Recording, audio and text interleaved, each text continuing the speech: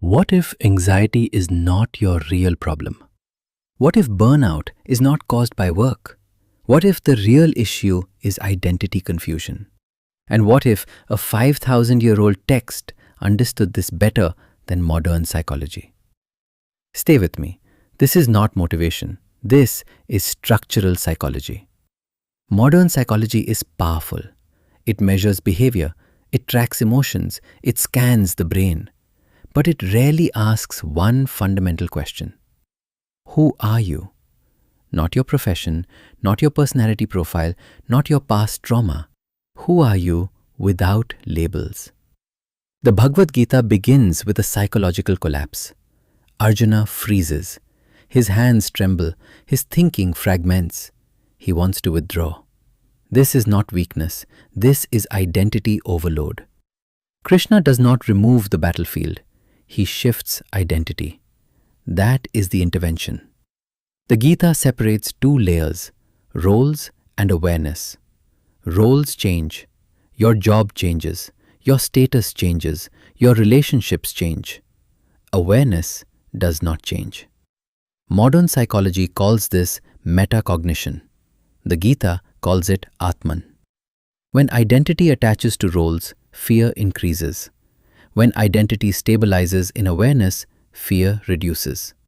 Not because life improves, but because identity stops fluctuating. Now, motivation. Why do we fear failure? Because we fuse identity with outcomes.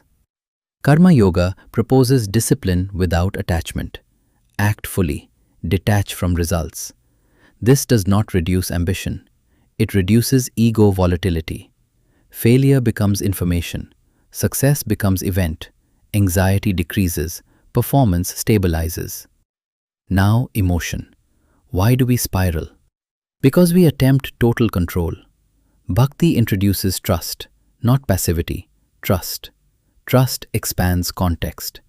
Expanded context reduces emotional pressure. Psychology calls this secure attachment. The Gita extends it beyond the personal. Emotion integrates. It does not dominate. Now, cognition. You are not your thoughts. You are aware of your thoughts. If you can observe a thought, you are not identical to it. This resembles cognitive diffusion. But the Gita asks a deeper question. Who is the observer? That question reorganizes identity. Reactivity declines, clarity increases. Conditioning operates through repetition. The Gita uses the term samskara, mental imprint. Repeated anger strengthens anger. Repeated restraint strengthens stability. Meditation interrupts automatic loops. Ethical action rewrites patterns. Change becomes structured reconditioning, not emotional intensity. Meditation in modern culture is stress management. In the Gita, it is investigation. You observe thought, you observe fear, you observe desire, without identification. This builds equanimity. Equanimity means balanced response, not numbness, balanced response. From balance, better decisions emerge. Modern psychology reduces symptoms, anxiety, depression, burnout. The Gita aims for liberation. Liberation from compulsive identity attachment. Liberation from ego-driven reaction. Mental health becomes alignment. Alignment between awareness, action, and values. This is not anti-science, it is a larger frame. Arjuna's crisis is modern, confusion, burnout, identity instability. Krishna's method is structured.